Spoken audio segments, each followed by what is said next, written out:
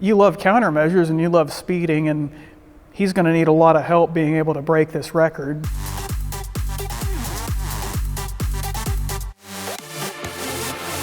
Back in the mid-2000s, and I think that I got a speeding ticket. So I decided, well, there are probably ways to mitigate that risk. But that goes back to my high school years, and I've been a fanatic ever since. I have a ton of radar guns.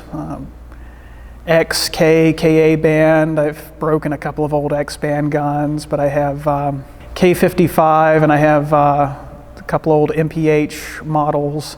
I had one from the mid-70s, and it was kind of like my grandmother's original microwave oven that had the little Nixie tubes in it and made some really weird sounds, and it was just all this cheap 70s pot metal, but it worked until I broke it. I have a lot more modern stuff like MPH K55 that does pop, a Stalker ATR, a Decatur Genesis, probably Decatur Genesis 2. Hard to keep up with as many radar guns as I have in my collection. Just one laser gun right now, Custom Pro Laser 2, and it's about the nicest one that was ever made in terms of optical quality. I actually met the inventor, who's a local. He was interviewing me for some completely unrelated job, and I'd found that 20 or 30 years prior he'd invented this gun. It was kind of fun being not as much of an expert as he was, but knowing way too much for what he was expecting somebody to know coming into an interview, not having to do with radar or laser or anything like that. So I had mentioned about producing some countermeasures at one point when I was at Tech, and I was still furious at cops. I was introduced to Ed at a party. This mutual friend said, well, you two need to be introduced because he's wanting to break this Cannonball run record, and you love countermeasures and you love speeding, and he's going to need a lot of help being able to break this record. So we were introduced sometime around 2007, 2008, and we have been good friends ever since. Ed had purchased this big white S-Class, which it was a big car, lots of radar cross sections, so you'd have a huge amount of reflection. It could be easily tracked in traffic. It's that one car that the radar gun's not going to have any problem picking up. Same with lasers, big headlights, big windshield, and it's white, so it's highly reflective. And the two of us kind of looked at it and we realized, well, we're going to need a lot of help here. So I started doing a little research on laser especially. So I found a product. It was a Bolian product, had some number at the end, and it's something like $300 a gram, probably more than some of your best decorator drugs, and it was completely opaque to this laser wavelength, about 905 nanometers. Put it on the most reflective surfaces like a chrome bumper or a license plate or headlights, and normally they would be like mirrors, and now they're like mirrors spray painted with a matte black finish. It worked really well. Well, I noticed about a week later that this dark green was not as dark. And I'd purchased a clear coat that had the UV protection, and it just didn't seem to make the difference. So after about 2 weeks, there I was. The Bolian was completely just destroyed, and the laser was getting punched through with no problem, and I just had to hang it up there because it was an expensive project, and it was a total money pit, and I couldn't see going any further with it without, spending 10 times as much. The FCC controls sort of the jurisdiction of radar countermeasures. The FDA controls laser countermeasures, at least at the federal level. So with laser countermeasures, you have a whole lot less to go up against, because what does the FDA really want to do with people speeding? On the other hand, the FCC is sometimes a tyrannical organization, and they will go out and just try to, get you for stuff.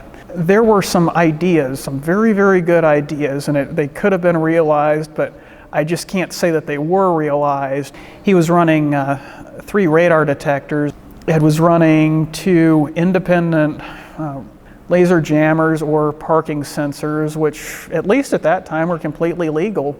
Ed also mentioned needing to be able to control traffic lights, and strangely enough, I had toyed around with that concept several months prior. I had purchased this infrared illuminator at Fry's, and so I made just a little breadboard circuit with a microcontroller and a button and a couple of transistors, took it down Peachtree one night, went traffic light after traffic light, and it was doing nothing. And then we finally made it up to another traffic light, traffic in the other direction went, and then their lights turned yellow, and then they turned red, and I pushed it again, and their lights turned green again. And I was apparently triggering the sensor for the other direction. Back in the 90s, there had been some pretty successful jammers like the ARC Interceptor, which worked against old analog X and K band guns.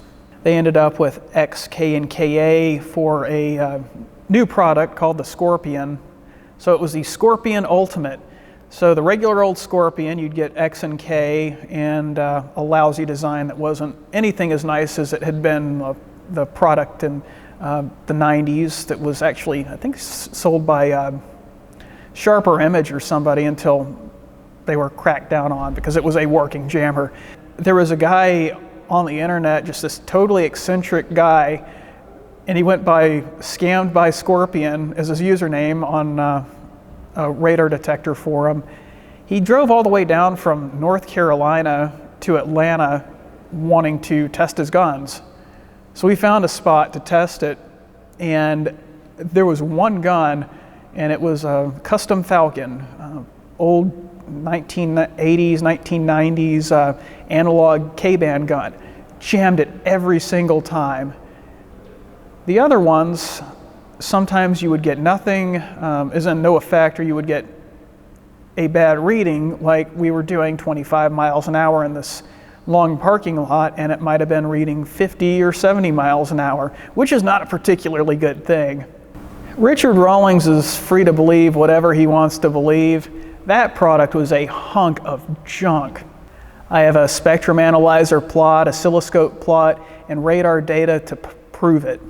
Idea for Ed's 2013 run was, okay, we'll give it a try, but it's still kind of a dry run. If we don't get it, we don't get it, but let's go ahead and try to get everything as set up as possible. A few weeks before Ed left, we sat for hours, and it was a Uniden Bearcat scanner. We got the Uniden software, went online, got a bunch of frequencies. You're going through about a dozen states, and each state you have at least 10 counties that you go through. So we ended up sitting there for hours, programming in probably a few thousand frequencies. It was one of the most grueling experiences that I have had in my life. It was like a week of final exams at Georgia Tech. You cram for it, you hate doing it, you're never going to use it again. It's just total, complete, and utter busy work, but we had to do it. So Ed had a bunch of GPSs set up. He had windshield units, GPS tracker from a third party, and all of that data was enough. It would have been very hard to have forged anything like that, and nobody before him had even come up with that much data. It's this whole concept of going really quickly in a car for ridiculous amounts of time that has really brought us all together. If you like that story, it's time to make one of your own.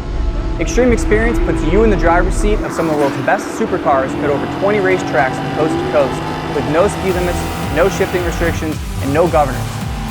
Head to the link to choose your supercar, find a racetrack near you, and start making a story of your own. Extreme Experience. It's your turn.